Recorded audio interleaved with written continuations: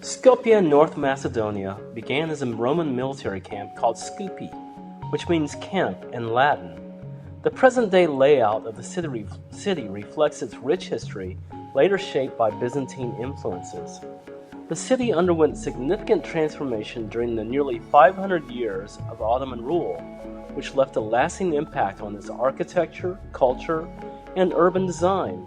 This blend of historical layers makes Skopje a unique city where Roman, Byzantine, and Ottoman legacies coexist in the streets and buildings. In today's video, we'll explore central Skopje, completely refurbished with neoclassical buildings, statues, some larger than life like the Alexander statue, and numerous new bridges, including the historic Old Bridge built by the Byzantine Emperor Justinian.